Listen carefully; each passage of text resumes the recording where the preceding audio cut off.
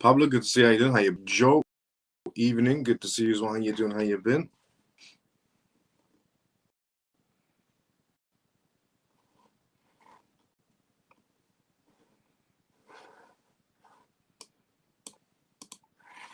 JP, good to see you as well, brother. How you doing? Evening.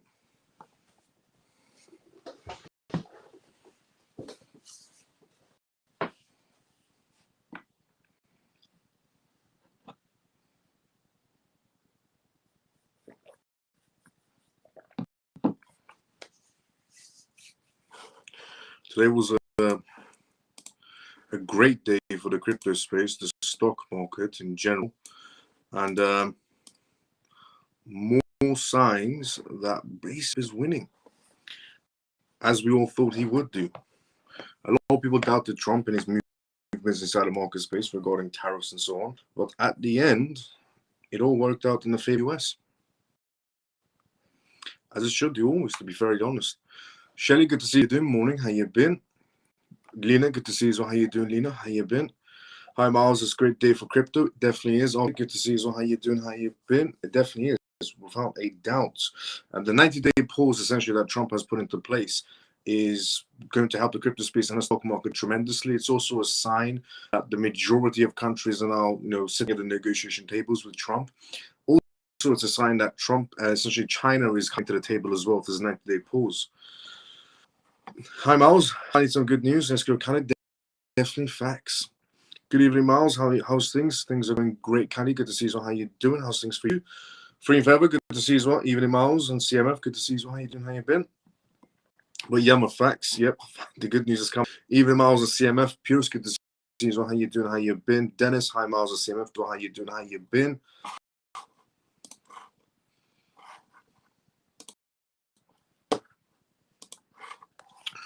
Okay. Intro, disclaimer, and by that time everyone's tuned in for the first part. Welcome to if you're watching this for the first time ever. The CMF stands for Crypto Miles Family. My name is Miles. You're watching right now, and this is episode 296 of the CMF Live. And in this live, I essentially talk about the most recent news that's happened in the world in terms of cryptocurrency, CBDCs, AI, politics, regulations, to know about regarding the world completely transforming into a digital space. The disclaimer of this live, as always, is not financial advice, and whatever I say is only for entertainment purposes. And we also do Q&As in this live as well, which means you have any questions or a statement to make, put it down in the comment section. Read everybody's questions one by one, or statements one by one, and give an answer to everyone as well. Now, a lot of things have tremendously positive things that have happened today, essentially. One of them being the 90-day pause that Trump has put into place. The other one essentially being the 70, there's about 70 countries right now that came to negotiation tables with Trump, which is tremendous. It does show that Trump tariff plans are definitely working. It shows that Trump was in fact playing chess while everybody else around Trump playing checkers. So this for the longest time as well. Good evening, Miles CMF. Jason, good to see you. So how you doing? How you been? Bulik Sobi, good to see you. Been. Yama says, do you think we're going to peak in these 3 months and then bear market starts? No. I don't think any country wants the heat of tariff anymore. I do believe that this 90-day pause is pretty much the last time we're going to hear about tariffs in this 90-day pause. Countries came to the negotiation tables in the United States. I feel like every country has experienced what tariffs feel like. Europe experienced what tariffs feel like, and I don't think Europe wants to go back to those again. I don't think essentially the UK wants to go towards tariffs ever again. I don't think any country on this planet wants to go towards tariffs ever again. I feel like everybody, their lessons that Trump does not bluff, and whatever he says, he's going to do it no matter what. And I feel like this 90-day pause is basically when the negotiations are going to take, and we're going to move forward from tariffs. As I said, behind the scenes, there's a lot of regulations happening for the crypto space as well. There's a lot of institutions entering the crypto space as well. Straight after tariffs, there's going to be regulations, and after regulations is pretty much adoption. And again, it goes back to what I said. This year is going to be absolutely incredible, no doubt about it. But I don't think any country, if any country wants to experience what tariffs feel like ever again, they must be very, very stupid. But personally, I don't think we're going to, essentially go from days into tariffs again, the bear market, and so on and so on. I do believe it's going to be pause, and then negotiations are going to be happening. China will probably be the last one to negotiate, or the first one to negotiate. Essentially, we're going to go from tonight's live why China maybe essentially will be changing their minds on the whole idea of going head-to-head with Trump. But in general, I don't think any country wants to experience tariffs ever again whatsoever, which is a good thing as well, and also shows that, you know, as I said, Trump, he knows what he's doing. Live is glitching a bit. Is the live show glitching slightly? Good evening, Miles and CMF. Manny, good to see you. How you doing? How you been? Hi, Miles and CMF. Mickey, good to see you as well, brother. How you doing? How you been? Hello, Miles and my CMF. I hope that everyone had a wait all night. Let's go, Scott. Good to see you as well, brother. How you doing? Share the live. Let's go, Scott. Facts. Hi, Miles and family. And Dragon, good to see you as well. How you doing? How you been? Hey, Miles and CMF. Mike, good to see you as well, brother. How you doing? How you been? And also, thank you so much to everyone that's liked this live on X. I'm getting notifications on X right now. Thank you so much from the CMF who has liked this live, retweeted this right now on X, and also commented outside the live and liked everybody's comments as well. Hashtag Trump comment section outside the live. Hashtag Trump. Hashtag the crypto space. Hashtag the XOP. And if you watch us on YouTube, like the live, also CMF members, and put a comment outside the live as well. But everybody hashtag essentially Trump outside the live show. Hashtag crypto as well, and the XOP only. Miles, yes, glitching slightly. A little glitch. Yes, it's a little, yes. Yeah. It's gotten better, but still glitching. Well, I hope as we go along, essentially during the live show, the glitching does come to a stop. Now, we're going to go through on tonight's live regarding what's happening inside the United States regarding tariffs in the poll. Why has there been a pause? Why China might even be backing down completely, and so on. There's a lot of perspective news to go through on tonight's live as well. Perspectives coming out from banks and institutions of how the market space is going to play out. Some announcements have been made, some regulation announcements we're going to go through. The House has spoken, and essentially SEC news to go through live as well. Towards the end, we're going to go through some Ripple news. So a mixture of news to go through live. But the first one we're going to start off with is Trump news, which is the great news.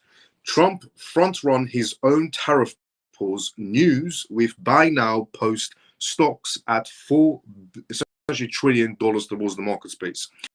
President Donald Trump posted is a great time to buy on Truth Socials. 4 hours ago, essentially, longer than that. At the time, no one outside his team knew what was going to be happening. Then minutes after he posted essentially socials, this is the time to buy, he dropped a second post announcing that the United States would immediately raise its tariffs on China to 25%. The post also said there will be a 90-day pause for all countries during the tariff being lowered to 10%. Trump gave essentially a very long explanation in the post. Trump said China has shown a lack of response markets. He said the new 125% tariffs was now effect on China. He added that more than 75 countries have contacted the United States aid, like the Commerce Department of Treasury, the U.S. Trade Representatives, and issues tied to trade, tariffs, currency, non-monetary essentially practices as well.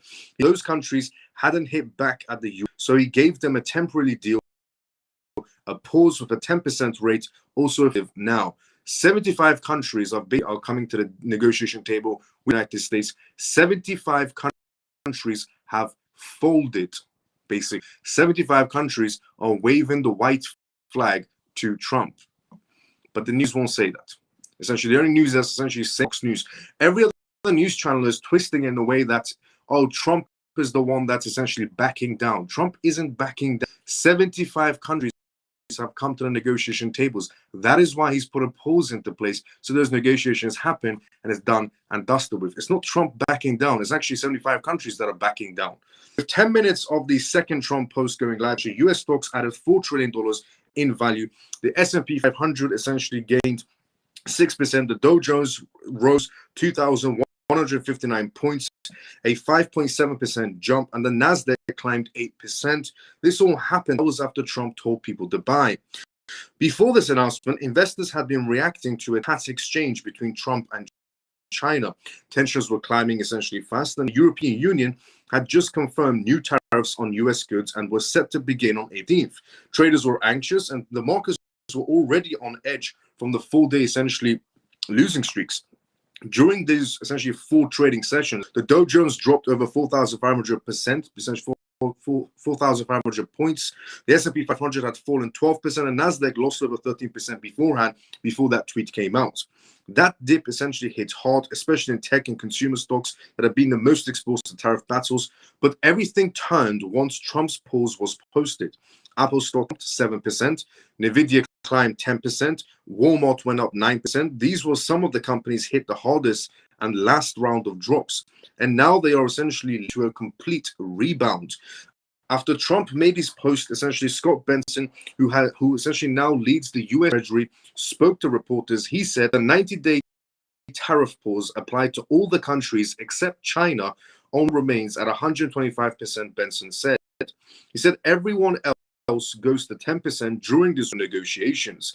He also said the pause did not include sector essential tariffs, so targeted industries are still facing the old rates.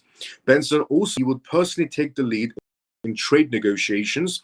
That was enough to give essentially Wall Street more confidence, and traders reacted straight away towards the market space in a very positive way. Stock market and crypto both went positive.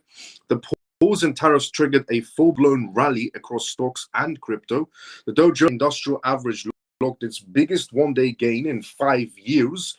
Tech stocks exploded. Tesla, one of the top gainers, climbed 20%, covering its losses it had racked up since the start of essentially 2025, due to the CEO Elon Musk's public alignment with Trump's administration. Robinhood was 23%. Crypto exchange Coinbase gained 20%, and MicroStrategy recently rebounded the strategy, rocketed 25% also.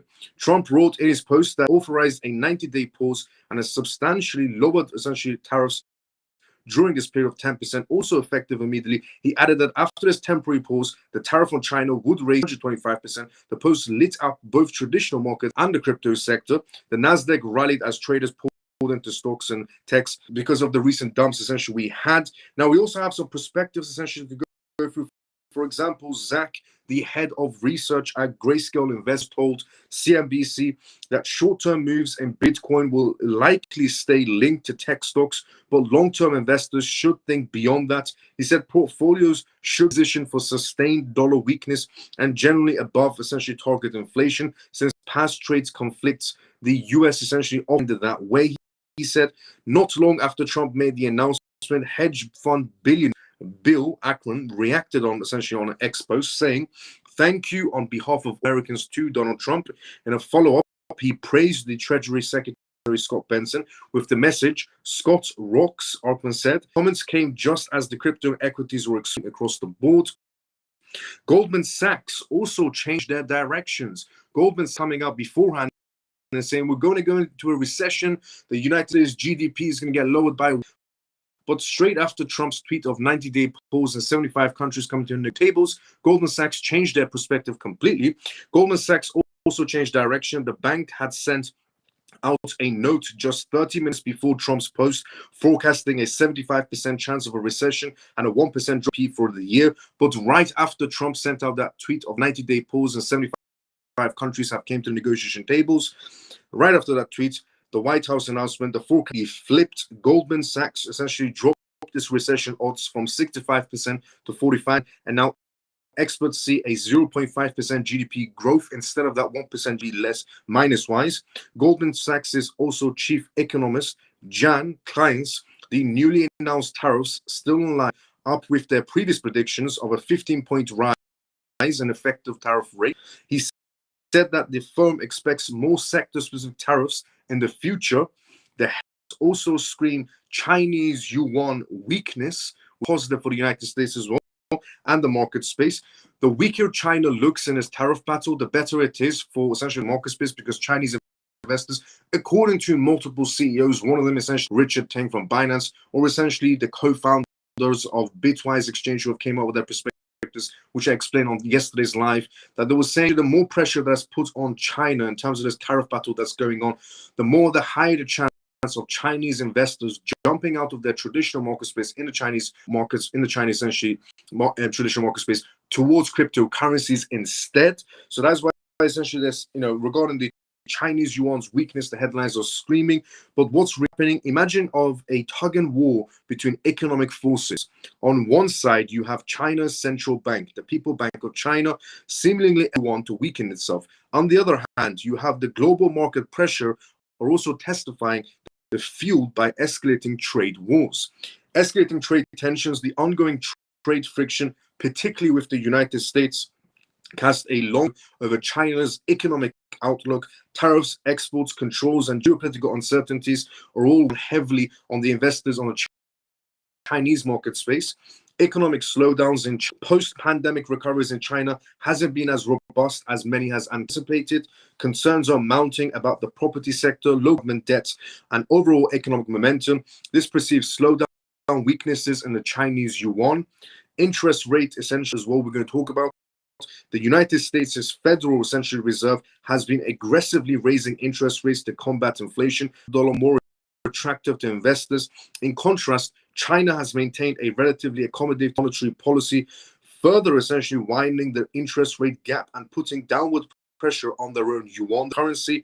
Capital outflows, as the yuan weakens and economic uncertainties linger, there is a complete essential capital flowing out of China in search of safer or higher yield assets elsewhere. This outflow essentially further exacerbates the yuan's complete situation. So, as one side of the market space essentially is regarding the American market space is doing tremendously well for itself. This whole tariff battle right before the 90-day post tweet came out, the United States dollar was doing tremendously well compared to the Chinese yuan. In terms of the Chinese market space, their traditional market space was being quite damaged badly. Their currencies was essentially being damaged badly. They have a crippling real estate economy as well to face. And if China continues this, essentially this tariff battle of going head to head with the United States, it will pretty much lead to some sort of sanctions, which we're going to go from tonight's live as well. So, for example, Trump suspends Nevada's chip discussions on the Chinese market space. So China really,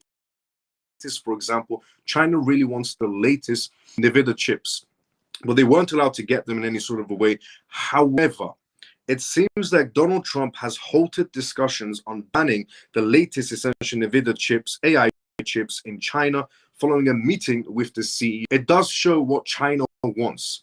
So China and the US coming to the negotiation tables, China obviously wants something in return, and the US wants something in return as well. That's just how negotiations work. It seems like China might want AI chips, the latest AI chips that are coming out of essentially Nevada. They're not allowed to buy them due to sanctions in the past. That's on there, but it seems like has halted that, and that China might essentially get a chance to get the latest essentially AI chips coming out of the United States.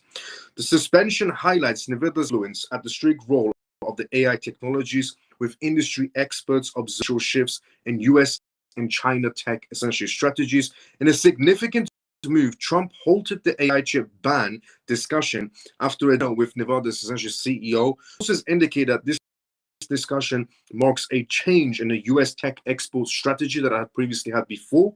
The key essentially stakeholders include and Jensen, the CEO of Nevada chips. The action indicates a shift in potentially easing previous tensions that China was not allowed to buy the latest essentially AI chips due to sanctions. It may seem like Trump might be lifting that ban for China, and in favor, China would start to listen to the United States.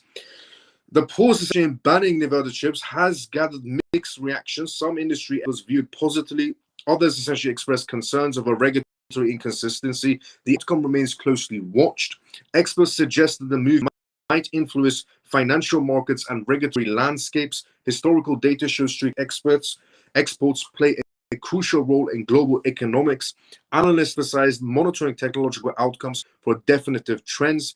Similar policies reversals occurred in the US administration, causing ripples across the global technology market space. Such events often do lead to essentially temporary economic shifts and long-term alignments, said the CEO of Nevada essentially.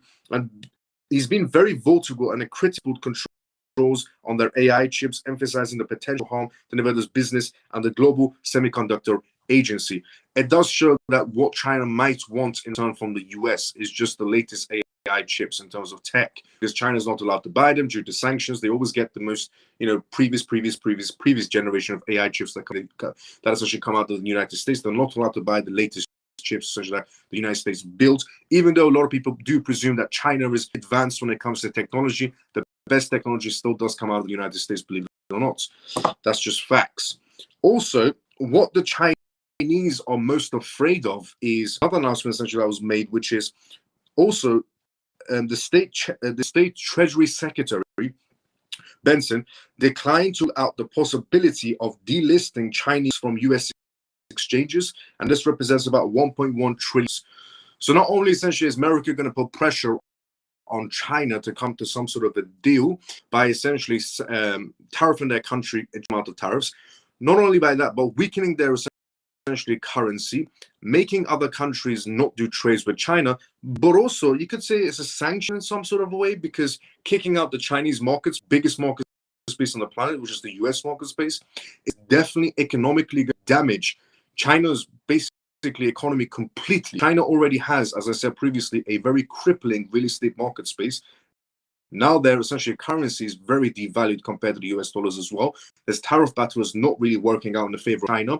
A lot of countries are trying to take China's place as the US partner. For Brazil, who is essentially a member of the BRICS original membership countries, Brazil decided to take China's position, backing the US and essentially offering the agriculture to essentially the United States and saying that the US doesn't need to rely on China, they can rely on Brazil for agriculture instead. India, who's also a BRICS member, turned backs on China yesterday and announced that essentially Apple could be building their factories in India if they want to. Forget about China. These are BRICS nations that are running on China that we talked about yesterday. And today, the announcement of that Chinese stock market could be pushed out of essentially Wall Street, be damaging the Chinese economy even further, which essentially should make China realize that they have no authority, no power whatsoever, and that the US owe the cards. And it also comes back to that Trump was in fact playing chess while everybody else was. And it goes back to essentially that quote, that essentially famous quote that Harvey Specter says, which I also made a tweet about it as well, where Harvey Specter essentially, if anybody's seen the show Suits, Harvey Specter, I am here and you are here, is basically what Trump is saying to the rest of the world. Trump is here, everybody else around the world is here. World leaders. Now, before we go through the news on tonight's live, let's go to the comment section first. As I said previously, this is live, which means if you just put it down to the comment section, more than happy to answer any questions you may have. Let's go to the comment section first, and then we go straight into the next news, which is regarding essentially the SEC in terms of votes. So let's see where we were at. We were at here. Hi, Miles. I'm sure you'll have a plenty of news as normal night. Let's go, Addy. Good to see you. How you doing? Hello to my CMF YouTube. Let's go, Scott. Hi, Miles. Let the bull season begin. Let's go, Peg. Even Miles and CMF. Tall. Good to see you. How you doing? How you been? Hi, Miles and CMF. Good to see you. How you doing? How you been? Salute, Miles and CMF. Davey. Good to see you. How you doing? How you been, brother? Mine too. Let's go. Happy Pisces. Good to see you. How you doing? How you been? Race. Greetings, Miles and CMF. A lot going on today. Hope all good to see you, brother. How you doing? How you been? Comatose, hi, hello, Miles and CMF. Good to see you. How you doing? How you been? Stormy, hi, Miles and CMF. Good to see you. What you doing? How you been? Hi, Miles. When we will see XRP hit $100? Johnny, good to see you. How you doing? How you been? For XRP to hit tremendous, essentially price points, it does essentially we need the 3 green lights. We need essentially the Ripple case to be completely done and dusted with. It is, you could say, up to a certain extent done and dusted with, but I mean actually on paper done and dusted with. And then we need regulations due to essentially Ripple wants to operate in. So essentially XRP Ledger is going to be operating in the financial sector, which means we should have some sort of regulations in place. So there's no more gray area to be operating domestically or internationally. So once regulations comes in, that second green light, and the third green adoption, all 3 green lights we get, the sky's the limit for it. Hi, Miles from Malaysia. Shakira, good to see you. How you doing? How you been? Still glitching a bit. It's glitching on tonight's live. I'll be very honest, but hopefully it stops glitching somewhere down. But thank you so much for everybody else that's letting me know about the glitching part as well. I don't know why it's glitching. When do you think regulations will come? Well, regulations are in the background right now in, you can say, operation. So the SEC, the CFTC, after a decade coming together, they're only coming together for crypto. The House of Governors is also discussing regulations. American states are essentially discussing regulations, and the White House is discussing crypto regulations as well. So a tremendous amount of US departments, including the White House, is discussing regulations for currency. So it just shows you how much of a crucial topic this is for the United States, and that when they said they wanted to become the capital of cryptocurrencies, you were essentially, they weren't actually joking around in the way, they weren't bluffing. America is genuinely aiming to become capital of cryptocurrencies. But regulations are happening as we speak behind the sidelines. HBAR. Is HBAR a great project? Is that what your HBAR, in my opinion, is a great project, definitely a project that everyone to look into if you already haven't. You are skipping in terms of the live is skipping, or am I skipping comments, Stormy? Stormy, am I skipping people's comments, or is the live skipping? I don't know what's happening. Now, the SEC.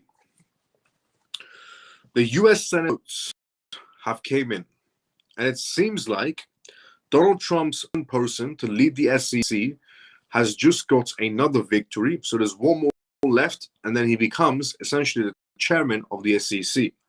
So the US Senate votes have came 51 to 45 to proceed with Paul Atkins' nomination to the SEC. The Senate has voted 51 to 45 to move forward with essentially a vote on Paul Atkins' nomination as the SEC chairman. Now, the upper chamber essentially is set to hold a final vote on Atkins as soon as this evening. Mark, the acting chairman of the SEC, has been actually at the head of the SEC up until now. During his time in charge, the commission has been much more clear towards crypto assets. Some of the things essentially that have been brought with excitement to the crypto community are the settlements, especially the well-known Ripple case. He also eased the agency's usual tough enforcement style. However, since Atkins has come, Mark's time as the acting chairman is almost up. To investors, it will be the start of a new era for the SEC in terms of policy and direction. Atkins has had a lot of experience with how regulations work because he was actually an SEC commissioner from 2002 to 2008. Investors see him as a pro-innovation and market-friendly person. Unlike his predecessor, Gary Gensler, who was very strict on compliance, he's likely to be a lot more flexible towards digital assets once he becomes the actual chairman of the SEC. This is because he leads the consulting, essentially business global partners, which he started back in 2009. According to his website, the firm's clients include banks, crypto exchanges, and DeFi platforms. Atkins does have the experience needed to essentially be an SEC chairman, but also to be a crypto SEC chairman. Paul Atkins was a SEC committee. He pushed for politics that were good for the market space and meant to boost economic growth, unlike he's essentially Gary Gensler. Atkins has a reputation as a prominent essentially delegation inside the financial market space. Many industry experts expect his leadership to prioritize reducing essentially bureaucracy and hurdles for companies or for essentially innovation inside the financial sectors. However, others are worried that the delegations could make the market less stable. Clearly, Trump is doing enough with his new regulation, include tariffs and Musk's Doge department as well, which have left the United States unstable and close to recession, is what some people estimated. I always said the chance of recession states is pretty much slim pickings. It's never going to happen, my point of view. Therefore, promising change for Americans is no longer exciting. What the Democrats are saying, you see, the Democrats don't like the idea of Atkins becoming the chairman of the SEC because Atkins is chosen by Trump. Atkins is pro-crypto. Democrats, not all of them, but the majority of Democrats in the past, Democratic politicians, the majority of them in the past were anti-crypto.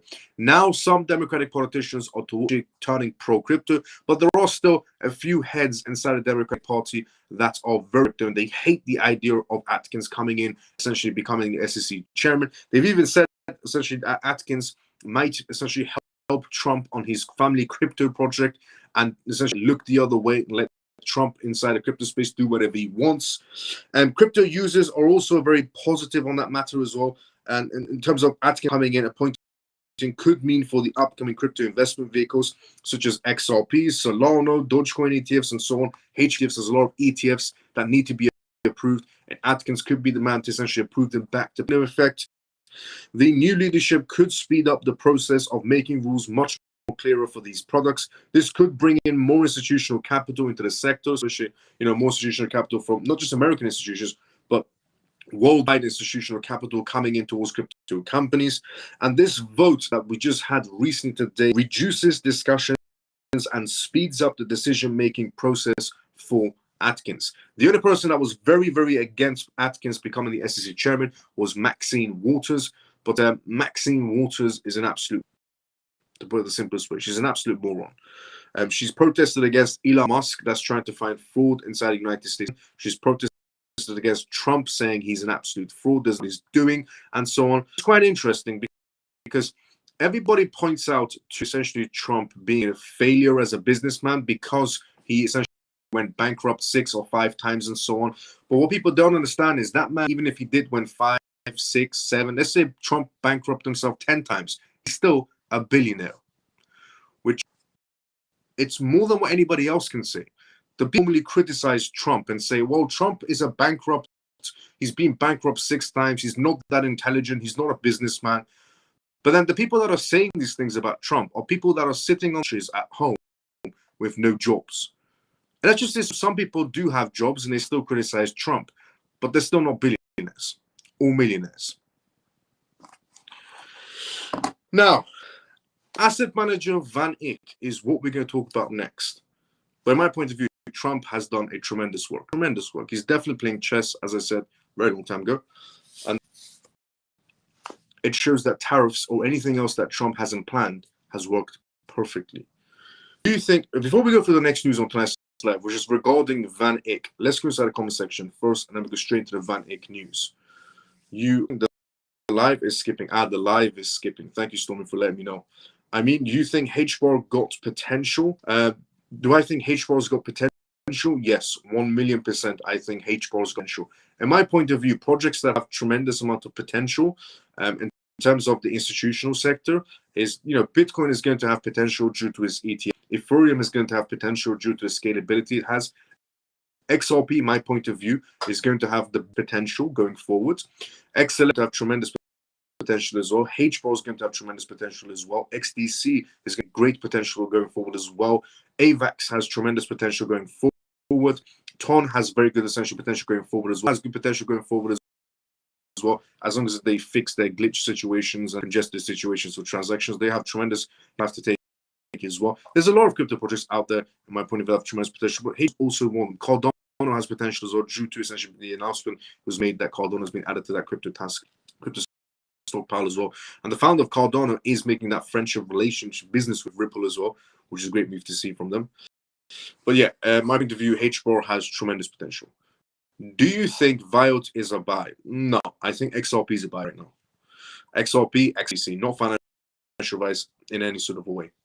Miles, how's your feelings on XPR? I've never been a big fan of XPR in any sort of a way. I do believe that there are much more better projects out there than XPR, and essentially they are XRP, XLM, XDC, HBAR, and even Cardano. But those projects, my point of view, are much, much more better and products that people should be focusing on rather than XPR. XR could do tremendously well for itself, no doubt about it. If someone is holding XPR, I wish you anybody that is holding X, I hope it does incredibly well for anybody that is holding it, and you make a lot of money for yourself. From my point of view, I feel like my focus wouldn't be on XPR. It would rather be on XRP, XDC, and HBAR, and even Cardano. I would have shifted my focus to that project. But anybody else that is holding XPR, I wish everybody the best that in terms of any legit asset that you're holding. Even Miles and family, Ian, good to see you. How you doing? How you been? When you go bankrupt, it means you're using the system. People don't understand that one. That's fact. That's absolutely facts. Which folks tend to go bankrupt casually. Bankruptcy is only a bad word, poor, and you go bankrupt. If you're wealthy and you go bankrupt, it's for a different reason. It's to hide some transactions. It's to hide your wealth. But it means two different things depending on people's lifestyles. If you're incredibly wealthy, bankruptcy means completely something different. If you're not wealthy, bankruptcy means completely something different as well. But yeah, you're right, JP. Absolutely facts. Algo is a good project as well. If anybody wants to look into it, why not? Good evening, all. Curtis, good to see you. What I've been. What's your opinion on XYO? Honest opinion on XYO. It could maybe do well for itself, but it was never a project I was into sort of a way at all. It was never a project that I said to anybody to look into or research into and so on. I never saw it as a viable, essentially, asset for me to, even add it towards my portfolio in any sort of a way. It's just I'm very focused on the financial sector, or you say data sector and so on, or it's in those types of categories, because those are the two biggest categories inside the market space. That's what my honest opinion is about XYO. It was never a project wanted to go into in any sort of a way, or even add it to my portfolio. But in XYO, if anybody is holding XYO, again, I hope you do tremendously well on it. Money for yourself. Ian, yes, but in the UK you can only go bankrupt 2 max 3 times. I mean, personal bankruptcy, yeah, but business bankruptcy you can pretty much go as much as you want. Now, asset manager that has just revealed that China and Russia apparently have been doing oil trades or some other trades using Bitcoin to keep off the books. Now, this isn't confirmed, you could say, in some sort of a way, but it is confirmed from Van Eck's perspective. So, asset manager Van Eck has confirmed that China and Russia are now officially conducting some of their energy trades using Bitcoin to pretty much keep it off the books. Despite recent volatility, Bitcoin has continued from the Nasdaq on every major time frame over the past week, month, and year to date, and decade. While slower essential growth alone is not bullish for Bitcoin, the policy response could be: if tariffs put pressure on GDP without triggering a new round of inflation, the Fed may have room to cut interest rates, creating liquidity conditions Bitcoin has historically excelled at. According to Van Eck, China and Russia have been starting using Bitcoin and other digital assets. There's not just Bitcoin that China and Russia are using, but they're also using cryptocurrencies to keep their transactions off the books in terms of energy. Additionally, also, Bolivia announced export electricity using cryptocurrencies, and French utility giant EDF is reportedly exploring the feasibilities of mining Bitcoin using surplus electricity exported to Germany.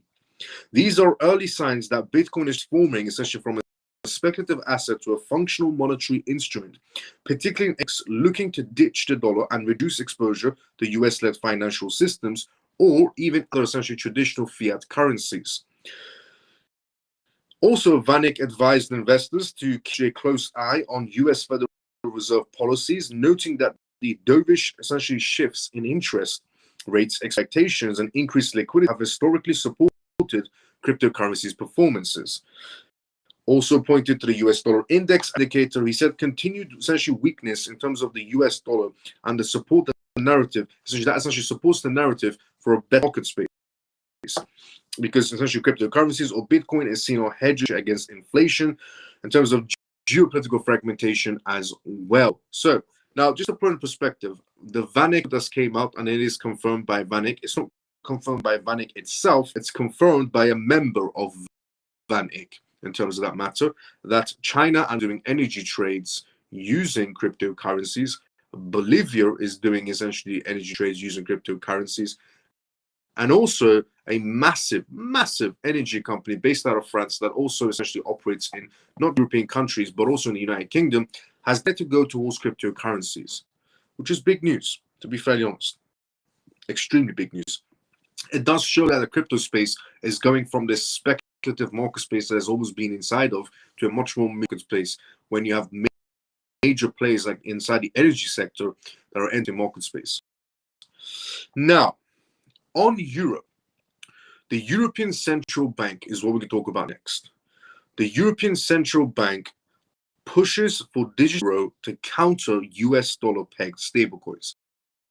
Apparently, the EU wants to get things wrapped up quickly of their essentially Europe CBDC. That's going to be coming out very soon. because they are tired of the US dollar pegged stablecoins that are essentially taking the rankings as number one. So the EU wants to ramp things up, their euro pegged stablecoins and their euro CBDC up and running ASAP. So the European Central Bank is stepping warnings regarding the growing adoption of US dollar pegged stablecoins across Europe, with the European Central Bank Executive Board member Piero arguing that a euro is crucial to safeguard the Eurozone's essentially sovereignty.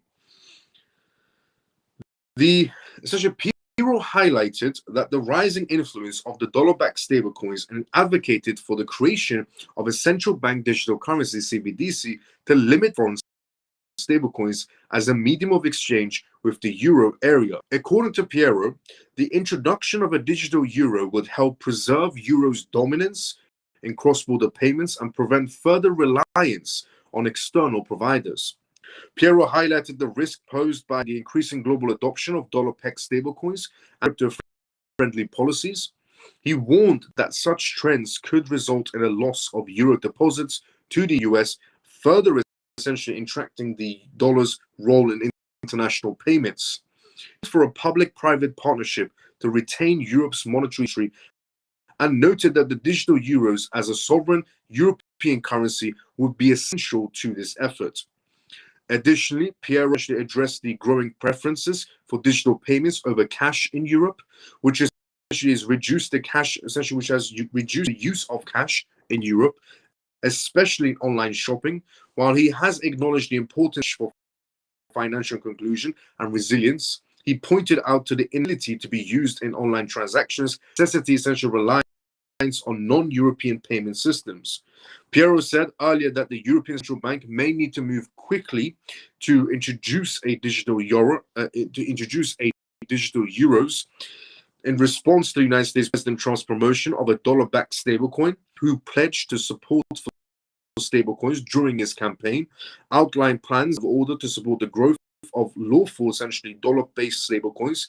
Piero argued that the US's push could erode Europe's banks' customer base and strengthen the case for a European Central Bank digital currency. The European Central Bank is currently testing out how digital euros will operate, though it won't decide on the issuing one until European lawmakers finalize their related legislations. A digital euros would essentially, as the European Central Bank's guaranteed online wallets, accessible to non-bank customer payments. Still, holdings will be limited and non-interest bearing to minimize disruption of the traditional banking systems. The European Central Bank executive also speculates the launch of a digital euro currency will reduce the euro's dependence on US electronic payment systems like Visa and MasterCard, and to counter the rise of non-European online payments providers such as PayPal. But the idea of a digital euros has raised concerns among banks, which essentially withdraw funds away from their accounts. The European essentially experimentation continues, but Piero stressed that the rise of stablecoins, especially under supportive US policies, makes a strong case for the Europe much more faster. So, as essentially Europe is genuinely, trying to follow the footsteps of the United States, because essentially the United States is aiming for the capital of cryptocurrencies, they're trying to bring up the stablecoin legislations. Europe now, they're getting left behind from the United States, which is interesting because in Biden's administration, it felt like US was getting left behind from Europe in terms of their MiCA regulations for the crypto space and so on. It seems like the tables have turned now. And the tables have turned because Europe feels like they're being left behind by the United States in blockchain space that the United States is heading towards becoming the capital of cryptocurrencies.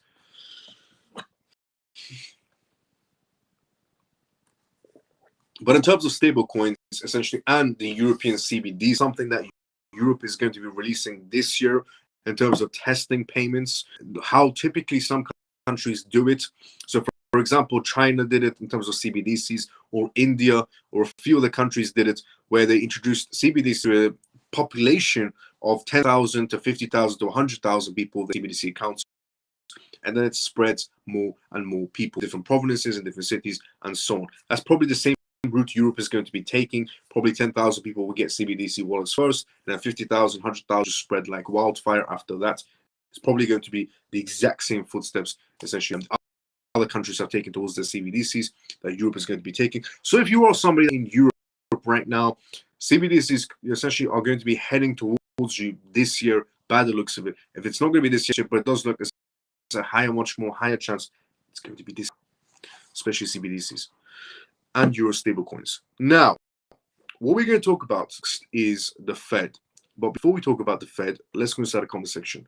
As I said previously, this is live, which means if you do have any questions, put it down inside the comment section. More than happy to answer any questions you may have. So let's go inside the comment section first, and then we go straight to the next news. The next news is regarding the Fed. The minutes talks have came out. We're going to go through what the Fed has discussed recently. So let's go inside the comment section first, straight to the next news. Yes, but in the okay, we were here. Questions will always be asked. Let's go in.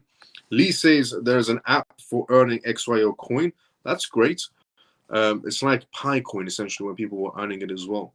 Please repeat the algo information. I had a glitch. Thanks, Scott. No problem. Algo, my point of view, is a good project to look into. It's par on par financial category of essentially of XRP, XLM, XDC, and so on. So it's a project that's worth looking into, without a doubt. But if you are somebody that already XRP, XLM, XDC, HBAR, and so on, it's an added option. Like if you want, it's an optional asset you want to add into your portfolio. If you have those assets, algo could be considered optional if you want to add it or not. However, it is a legitimate crypto project, no doubt about it. They have license restrictions around the world, and it is a good project. Robin says, do you think we will see a parabolic rise of altcoins this year? If so, what quarter in your opinion? I said a while ago as well, I do believe that it's going to be, because the tariffs were happening, I said Q3 and Q4 is when the crypto market will move, because tariffs shouldn't take that long in any sort of way, because the tariffs would have carried on, the more pressure would have put on worldwide, and a lot of countries, or essentially went bankrupt the longer tariffs continued. The United States will be the last country to ever go bankrupt in terms of essentially tariffs on a head-on-head battle. If they go bankrupt, everybody goes bankrupt. That's just how the world operates. Biggest market space in the world, International Monetary Fund. If they sneeze, the whole market space catches a cold. But in general, Q3, Q4 is where the market's going to pop the most. But even now, the quarter we're in, it's looking well. Things are moving much more faster pace. But 3 and 4, we'll see the biggest moves happening. Now, the Fed. Fed minutes released their notes of what they discussed. The first thing the Fed needs to do is rate cuts. Trump has mentioned multiple times the Fed needs to do rate cuts. So here's all essentially you need to know about what was discussed behind closed doors with the Fed. The minutes of the US Federal Reserve meeting have been published now. According to the Fed decided to significantly slow down the pace of reducing its sheets last month. However, some participants stated that was no convincing reason for this decision.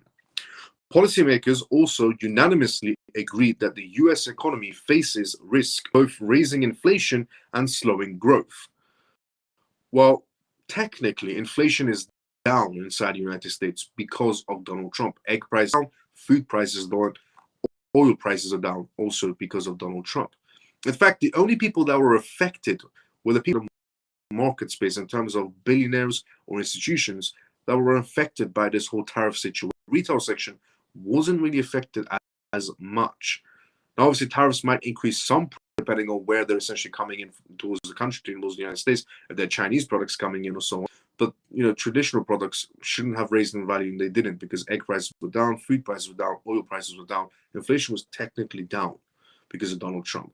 But again, the news won't report on this because that's a positive. News doesn't report on positive Trump news. Oh, no, the news reports on negative Trump news only.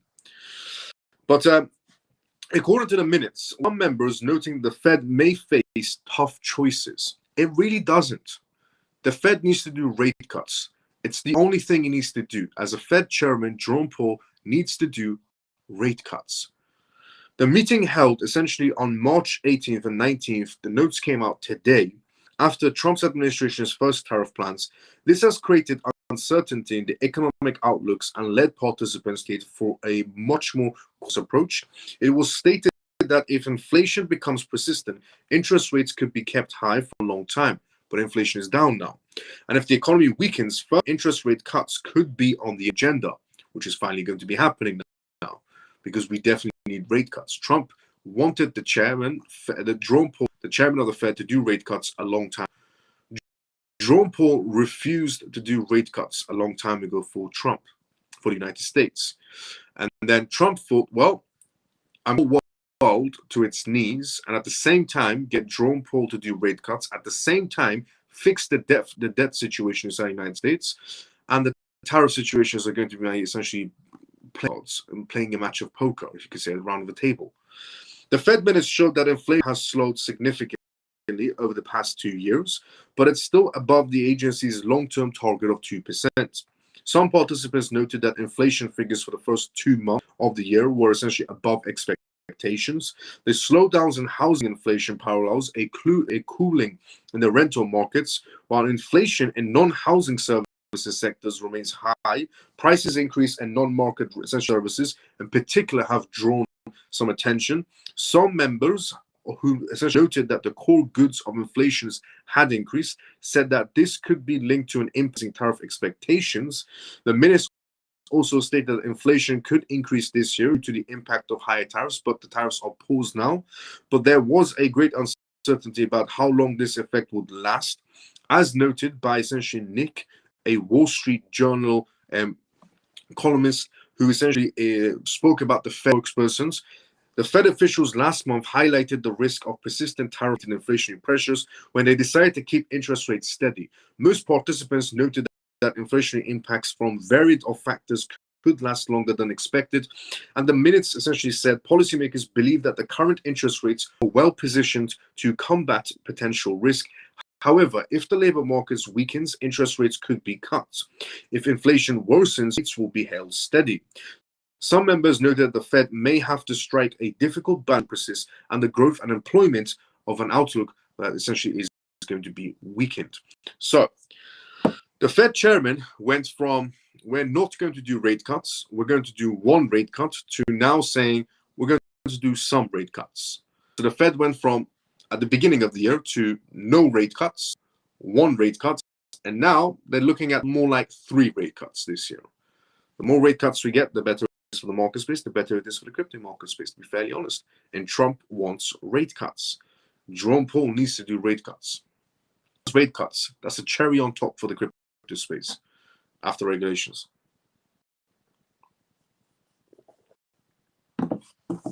Now, what we're going to be is regulations.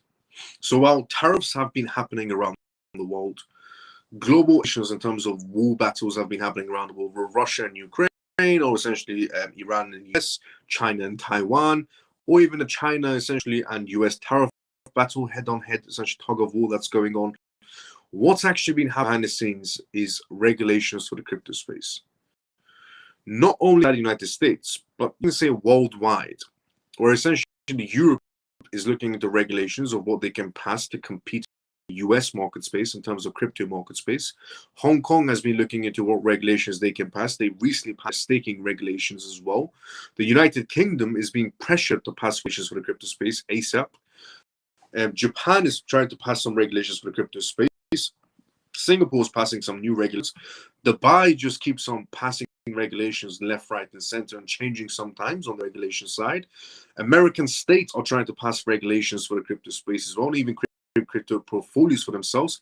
Pension companies are trying to get more involved inside. These are all the things that essentially are happening behind the scenes while this tariff situation is going on the surface, and also the war scenarios that are going on the surface as well. Now, why am I bringing this up? The US House hearing in terms of crypto regulation hopes for more clarity this year.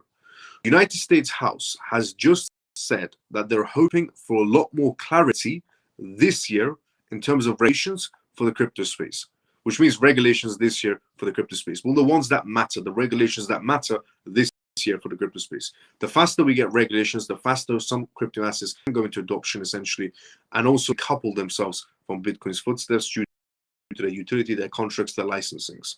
That's when the real game begins inside the sector. That's when the essentially event actually starts off. Now, US legislators pushing for much more clearer regulations in an effort to keep the $2.7 trillion crypto industry in the US Congress is seeking another major push for regulatory clarity on crypto. Today, the House Financial Services Committee Subcommittee on Digital Assets, Financial Technology and Artificial Intelligence held a crypto essentially regulation hearing. The goal of the hearing was to find where align the US with the crypto market space and bring in innovation in terms of security laws, with the realities of the digital age, and especially with regards to crypto assets in general. In his remarks to the committee, the House Financial Services Committee Chairman French Hill commanded that the committee's baptism of clarity and stability to crypto assets. He also stated that he hoped that there would be a meaningful legislation by the end of 2025, that there are some laws passed for the crypto space by the end of 2020, Q3, Q4, essentially. In his essentially uncomfort on us to build on that momentum and continue working towards a comprehensive regulatory framework and establish clearer rules of the road for digital asset market spaces. I look forward essentially to hearing from our whitenesses today and working with colleagues to get this across the finish line this year, French Hill said. So the US is genuinely for crypto regulations this year. They want to get crypto regulations more clarity to inside the American market space. They also want to get to the finishing line this year in terms of crypto regulations. Despite essentially offering criticism, especially under Gary Gensler, the committee members highlighted the SEC's role in regulation. Essentially, Chairman Brian Stale stated that the SEC would have a role in regulating token offerings. At the same time, the committee feels strongly that there is a role for the US Securities Exchange Commission to play in terms of digital asset ecosystems. For example, the committees that issuers are raising capital for the sale of new digital assets that should fall under the jurisdiction of the essentially Brian Stale says. This likely not include meme coins, as the SEC already under Gary Gensler ruled out that meme coins were not securities. The rationale essentially was that meme coins had no utility and are more akin to collectibles. The committee did face opposition, especially when Maxine Waters took the floor. She essentially accused the members of the committee favoritism towards Donald's crypto ventures, enabling him to become crypto king. Maxine Waters, once again, she's honestly, to be famous, she's an absolute moron. Maxine Waters hates Elon Musk, hates Donald Trump, hates to do anything with the Republican Party, hates the idea of cryptocurrency, wants to know what cryptocurrencies are, even essentially. The general idea of it is Waters hates that Trump is inside the crypto space, trying to America the capital of cryptocurrencies, and also that Trump's family has a crypto project. And she said that why is the financial committee favoriting Trump so much towards cryptocurrencies? Why they do that? Well, maybe because they want to bring innovation inside the United States. And maybe somebody should get rid of Maxine Waters. I don't know who keeps on people. Genuinely. I don't know who keeps on who keeps on voting for Elizabeth Warren, for Senator Elizabeth Warren. I don't know who keeps on voting for Maxine Waters, because these two people and a few other ones are absolute morons.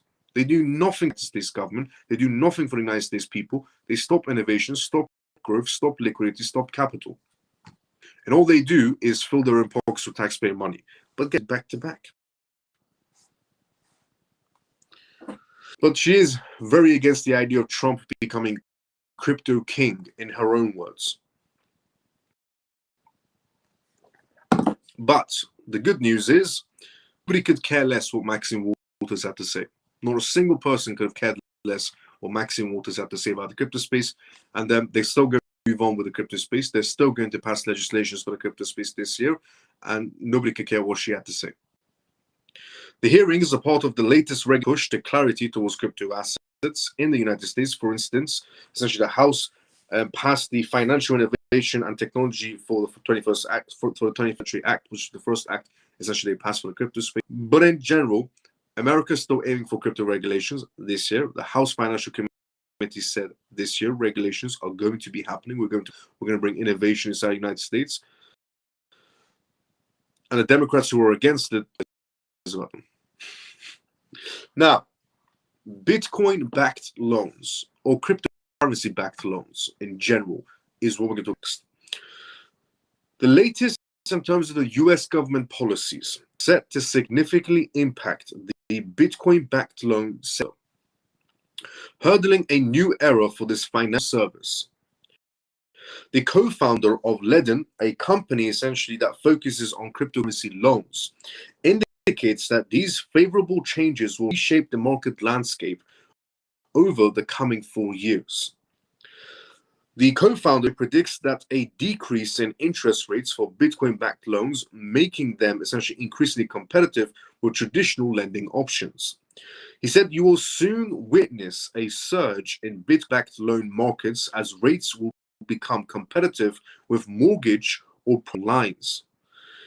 He stated, expressing optimism about the market's trajectory. The intrinsic value of Bitcoin as a universal is expected to empower investors in developing essential regions, enabling them to secure financing as effortlessly as those essentially in more affluent nations. Now, the co-founder emphasized that the advantages of Bitcoin's global acceptance, stating that Bitcoin offers a uniform type of collateral worldwide, and this will benefit consumers in general. Furthermore, the recent withdrawal of the SEC SAB 121 Act essentially regulation has ignited interest from financial institutions inside the crypto-related lending products. This could potentially enhance market competition, leading to a much more lower interest rates and a broader selection of services. The co-founder also's journey began in Venezuela, where economic turmoil motivated him to co-found in 2018 alongside Adam Reed's, witnessing essentially friends struggle with mining-related financing issues. He sought to provide a solution for those needing of cash or retaining their Bitcoin assets. He has successfully diversified his offerings for Bitcoin loans, yield accounts, stable growth accounts, and also Ether-backed loans as well, by establishing a foothold in the markets like Latin American markets and Spain. It has positioned itself outrageously, essentially, in evolving financial landscapes around the world. And the traditional lending practices and digital currencies enhance financial access for consumers. This evolution is essentially likely to diversify credit availability across various regions and intensify competition regarding interest. Bitcoin-backed loans may see lower interest rates, broader financial access for investors in developing regions, increased competition among due to regulatory changes, and Ledden's expansion into Latin America and Spain strengthened position. The potential for Bitcoin-backed loans is becoming more pronounced in the light of shifting policies, suggesting an essential horizon for both traditional and digital financial landscapes. Look, in general, borrowing against your crypto is a big positive if you know what you're doing next when you get that extra essential amount of money. If you don't want to pay tax, not financial advice in any sort of a way, but if you are living in any jurisdiction around the world, technically, if you borrow into assets, you don't get taxed on debt. So the money essentially that gets lended out to you, because you're using your crypto assets as essentially collateral, the money that gets lended out to you by companies like Ledden, for example, who are essentially trying to move into Wall Street, you don't get taxed on debt. So pretty much it's zero tax on your crypto assets. You live in America, you can live in Latin American countries, you can live in the UK, you can live in Europe, you can live wherever you want around the world. Because a long time ago, people would have said to you, move to Dubai, move to Saudi Arabia, move to Kuwait, Bahrain, Qatar, or even Portugal for 5 years to go. But you don't really need to move to different countries. Unless you want to move to another country, then why not? You know, everybody like start a whole new life.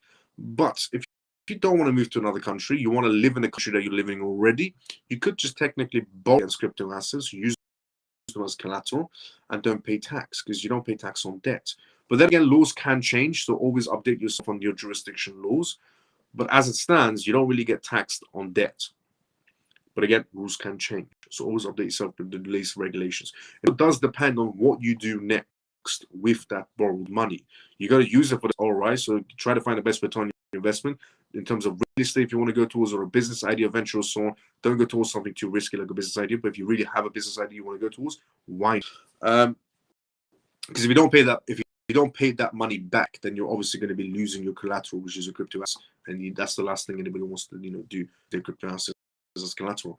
But in general, that is the easiest way to skip on tax: the borrow against your crypto assets and use them as collateral. Not financial advice in any sort of, but in Wall Street, for example, there is one company in Wall Street which is very big on the whole lending and borrowing when it comes to crypto assets. They've already lended over $1 billion in Wall Street to Wall Street heads who are buying Bitcoin, eating them as essentially collateral to borrow against, so they skip on tax. And that's pretty much how the wealthy always get away with tax. There's always laws in place. There's always you can do to skip on tax if you wanted to, and so on. But that is essentially the way to do it. Again, not financial advice in any sort of way. And there are companies that you can use, or even banks that you can use that offer these services. For example, HSBC Bank, Standard Chartered Bank, they're all going to be offering these crypto type of services regarding lending and borrowing. Even Nexo.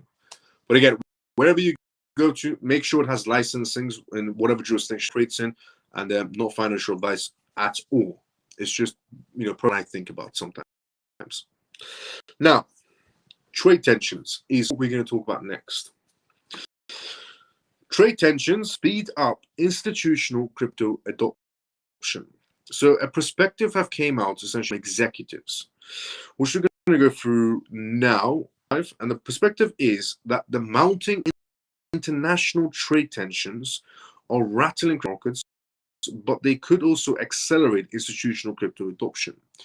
So yesterday on Essentially Live, I shared quite a few perspectives from CEOs and co-founders of major crypto exchanges like essentially Richard Teng, Binance's CEO, the co-founder of Bitwise, perspective from essentially CEOs of Bybit and Alpha Hayes. There's a lot of perspectives that I shared on essentially yesterday's live, some of the big names as well.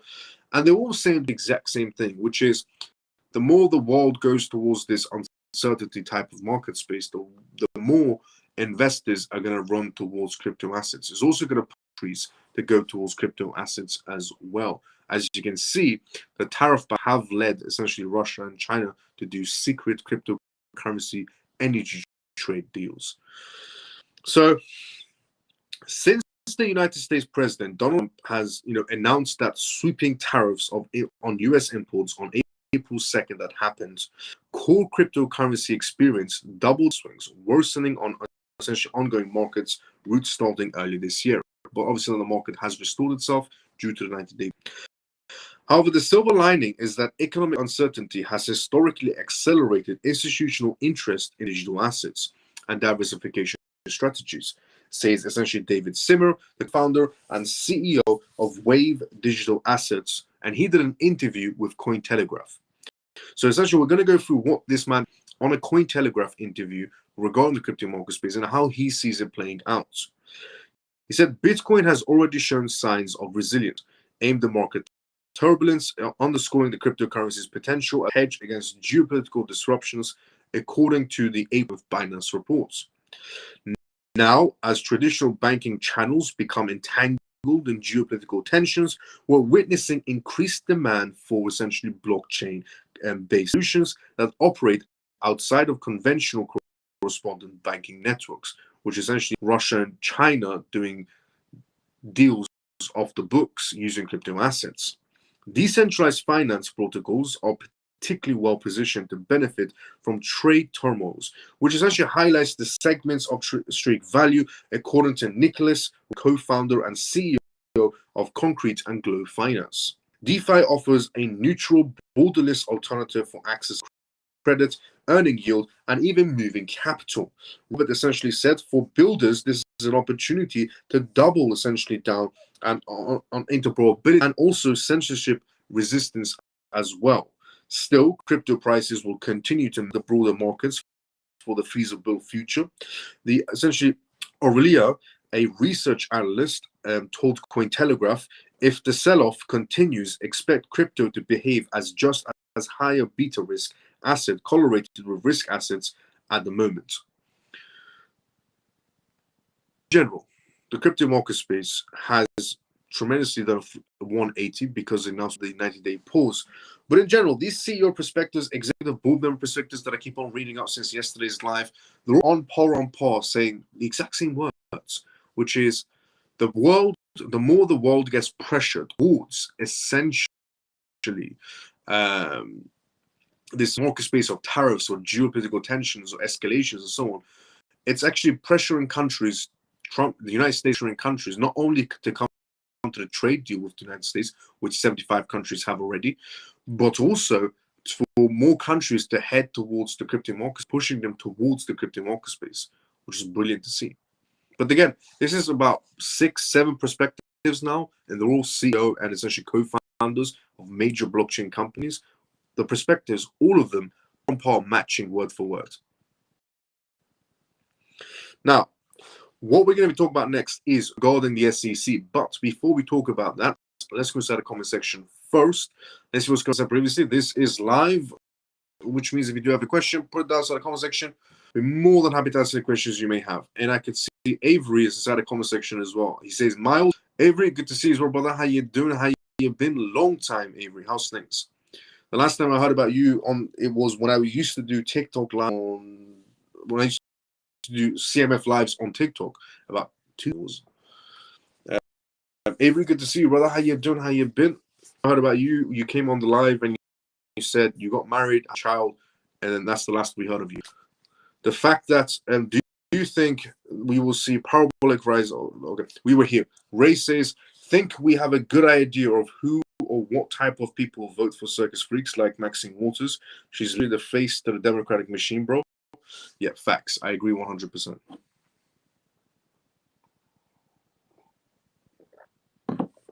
Now, the next one slide is regarding the SEC, which is that the SEC has just approved options on spot Ether ETFs.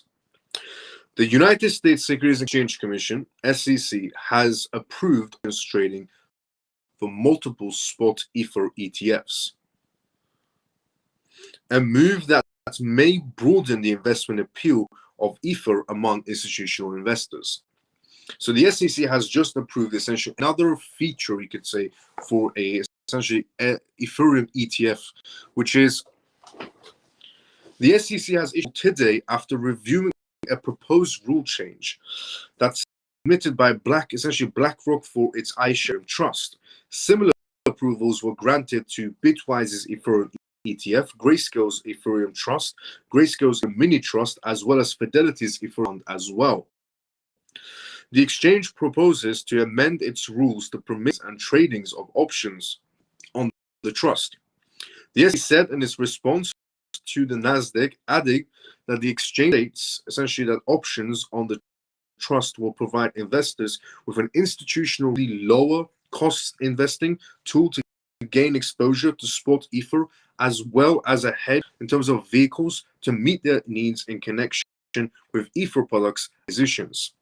Options on ETFs are a portfolio tool that gives investors the ability to hedge against a decline in assets, and the strategy inclusion in essentially is seen as an important step in broadening Ether investment appeal after regulators approved the spot Ethereum ETFs last July. So far, net inflows in terms of into the spot funds have been fairly muted, with most of the institutional interest flooding straight into Bitcoin rather than ETFs.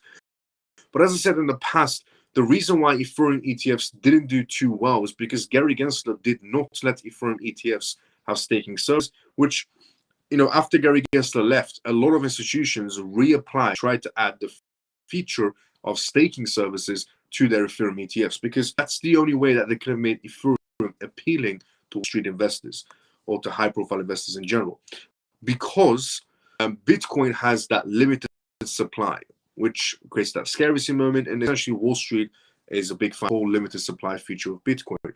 Ethereum, when it got introduced as an ETF, it didn't have an appeal factor. It was just a token that has more tokens than Bitcoin does. And that's what it just seemed like to Wall Street heads. To Wall Street heads, it seemed like Bitcoin, limited supply, Ethereum, large supply. That's how they saw it. But if you offered staking services to Ethereum, then Wall Street heads would have looked at it as if they go into Ethereum ETFs, they can earn money staking their Ethereum ETFs on top of it. It would have been a much more appealing factor, is what I said. And then you fast forward to Gary Gensler getting sacked on January essentially 20th, leaving by himself. Mark, as the SEC chairman, steps in, and about a few days after that, all of the Ethereum ETFs applicants refiled services. And BlackRock's also, Ether currently has a $1.8 billion in net assets, down 56% since the start of the year, accumulating to a vet of FI. Since the election, the United States President Donald Trump, the SEC has signaled its scale back its enforcement initiatives against the crypto industry. And all this essentially was expected. Legal experts, Harvard Law School Forum on corporate governance, were surprised how quick the shifting of priorities would come to fruition since Trump took office.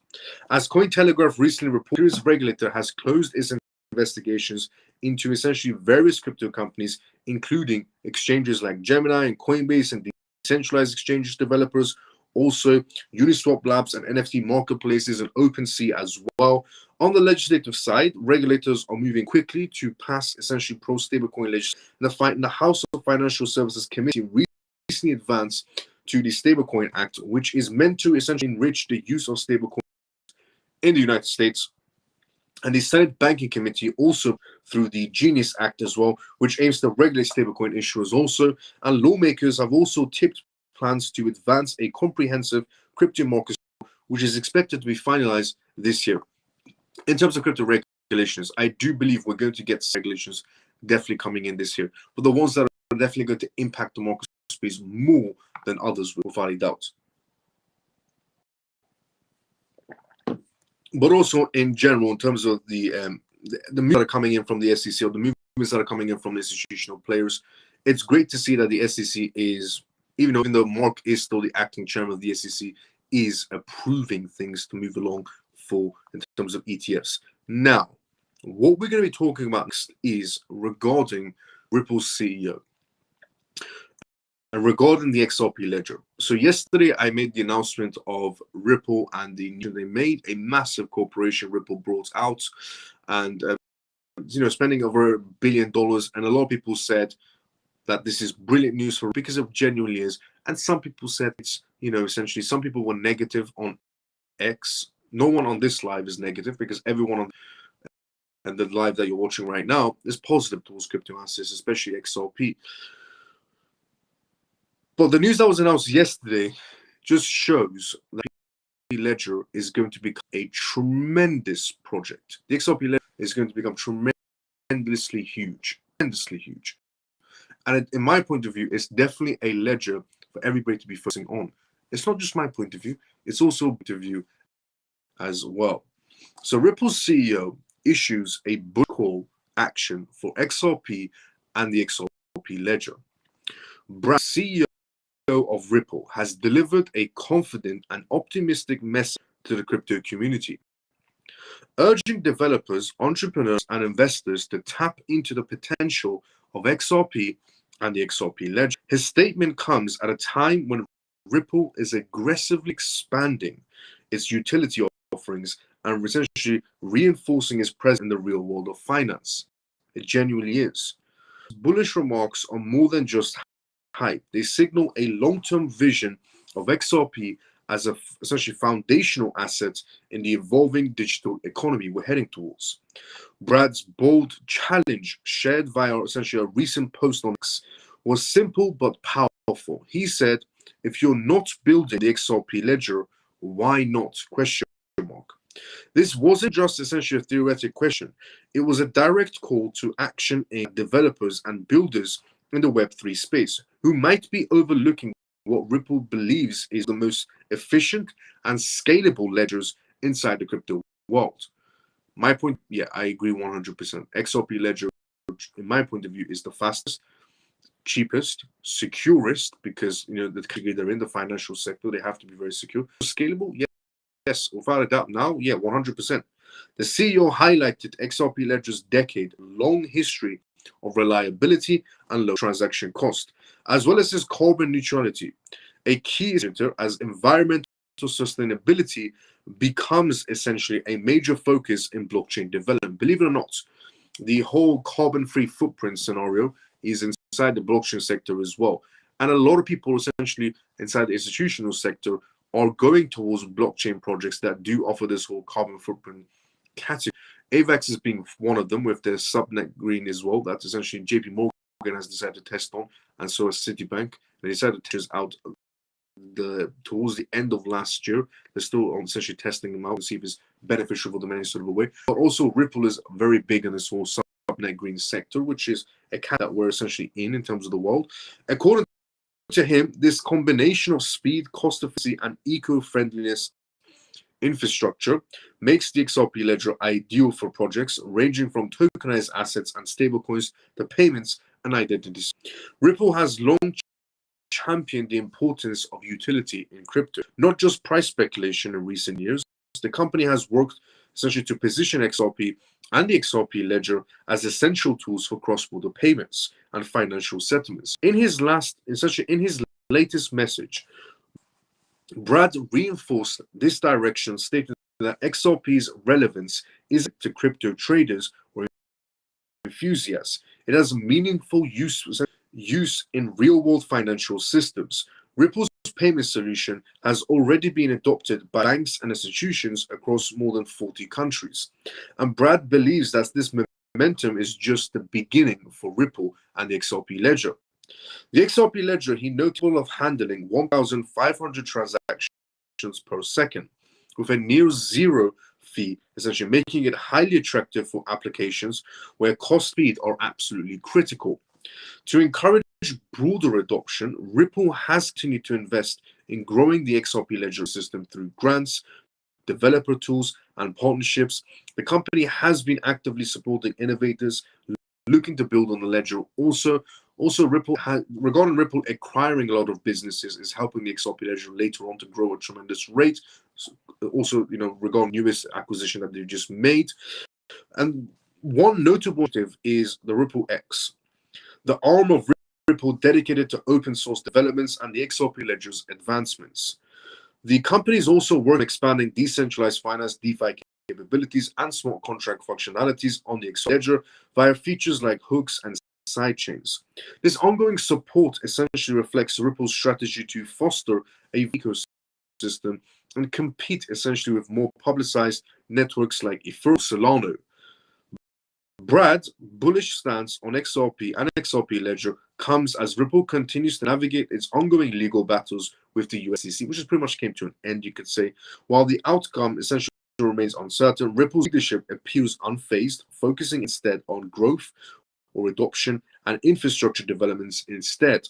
So that's essentially the Ripple versus SEC case is still a little bit ongoing, but is towards the end, you could say, in verbal essentially basis. On the paper documentation, not so much, but on the verbal basis, Ripple came pretty much over. But even though that's going on, Ripple, as you can see, is very, very heavily focused on getting more involved inside the financial sector, inside the traditional industrial essential sector as well.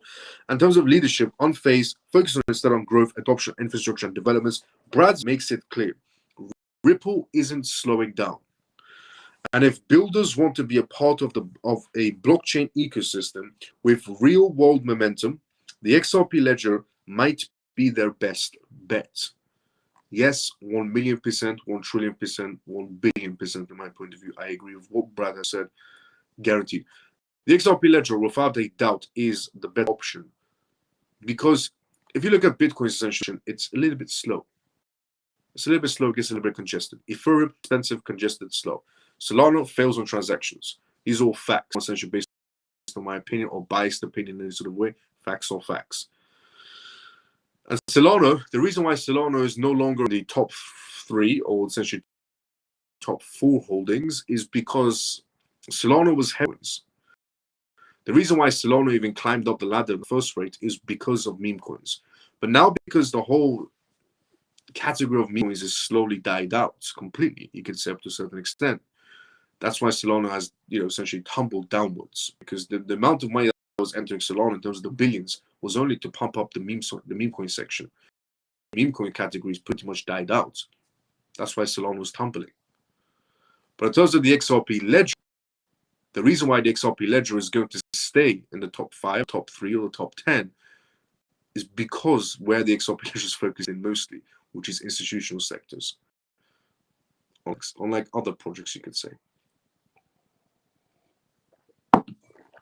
But on that note, we have come to the endings of tonight's live as well.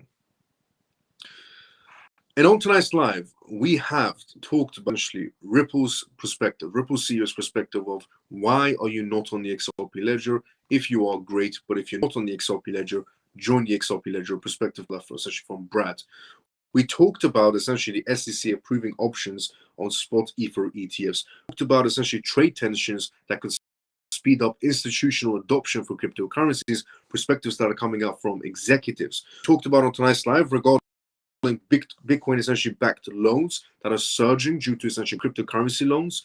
We talked about essentially what the US House hearing that just recently happened today, where they talked about crypto regulations, crypto policies. How can we pass some regulations this year to make America that the capital of cryptocurrency? We also talked about on tonight's live regarding the Fed meeting. What the Fed discussed is a rate cut a possibility. By the looks of it, yes, we could 3 essential rate cuts from that one rate cut suggested a while ago. We talked about the European Central Bank, how they're essentially pushing for the euro stablecoin, actually a euro CBDC also, because they want to compete with the American markets. Interesting to see, because America a while ago was behind Europe in terms of crypto rates, but now it seems like Europe wants to follow America's footsteps instead, because they feel like they're falling behind from the US market space in terms of currencies. We talked about the US Senate, their votes of Paul Atkins, which was around 51 to 45. We also talked about regarding Trump suspending the essentially in terms of AI chips for this market space, and how that Chinese yuan is struggling tremendously, and also that the discussions are going on that China could be removed from the traditional US market space, which could a massive collapse for the Chinese economy, which is the last thing China needs, which means that China has no choice but to come to the negotiation table like the rest of the countries. There are so far 75 countries that have come to the negotiation tables with Trump during this 90-day pause. China is the one that it might not or will come to the table, but it looks like they have no choice. As always, honestly, thank you so much to everybody that tunes into this live, honestly. And this was episode 296 of the CMF live show. Thank you so much to everybody from the CMF that tunes in every single night. If you're watching this for the first time, this was the Crypto Mouse family. It stands for CMF, essentially the CMF live show. It stands for Crypto Mouse family. My name is Miles. This is episode 296 of the CMF live. You can tune in tomorrow for the next episode, which is episode 297 of the CMF live. It starts at 11:25 p.m. onwards, UK time. If you are not following me and you're watching this on YouTube, subscribe on your bell notification when I go live. I go live pretty much every day at the same time, just in case, turn your bell notifications. If you watch this on X and you just followed me during this live, welcome to the CMF live, welcome to the CMF family as well, and turn your bell notifications also. By the way, honestly, thank you so much to everybody who has liked this live, who has retweeted this live on X, who's put a comment outside the live, to everyone who's also liking my other tweets as well. I'm seeing right now from notifications from X, and everyone on YouTube is also liked the live from the CMF as well. So I found, believe it, lol, I have 2 kids now. Let's go, Avery, from 2 kids. Congratulations, brother, on the 2 kids. Absolutely amazing. But good to see Avery. Tune in, Avery, every night. Good to see you, brother. Hi, brother. Come on, let's go. Better late than never. I'll straight after the show is over. Let's go. Come on. Alex, hi, Miles and family. Alex, see you tomorrow, same time. Good night, Miles and CMF. Thank you for a great live show. And you see you tomorrow, but at the same time as usual. Night, Miles and CMF. Pablo, see you tomorrow, same time as usual as well. Thank you, Miles. See you tomorrow. Comatose, see you tomorrow, same time as usual. Great news, as always. Good night, Miles. See you tomorrow, same time. Artistic, see you tomorrow, same time as usual as well. So much. Miles, have a lovely night. Oh, Lena, let's go. See you tomorrow, same time as usual as well. Great tonight, everyone. Remember to like, share, and leave a comment for support. Take care. All facts. These are times that we can essentially expand the CMF live, because these are crucial times, genuinely. So if you haven't liked the CMF, like, retweet. If you watch this on X, if you watch this on YouTube, like and comment. Well, good night, Miles and CMF. Thank you, and see you tomorrow night. Mike, see you tomorrow, but the same as usual. Thanks, Legend. Much appreciated. Night and day, CMF. Let's go, Shelly. See you tomorrow sometimes. Well, Curtis, stream was a little glitchy, but great show. All information. Let's go, Curtis. Thanks so much for the kind words. and see you tomorrow same time as usual. Thanks so much, Miles. Good night, all. Story. See you tomorrow same time as usual as well. Good night, Miles and CMF. Thanks for a great live with all your research. And see you tomorrow. Free and forever. See you tomorrow same time as usual as well. Addy, thanks for another great live, Miles. See you tomorrow, Addy. Same time as usual. Good night, mate. Robin, see you tomorrow same time as usual as well. Absolutely amazing show as usual. Joe, see you tomorrow same time as usual. I will be seeing everybody tomorrow same time as usual. Everybody have a great day or a good night around the world. CMF, see you tomorrow for episode 296, 297 tomorrow, same time, 11:25 p.m. UK time. See everybody tomorrow same time as usual. Have a great night or a great day wherever you are.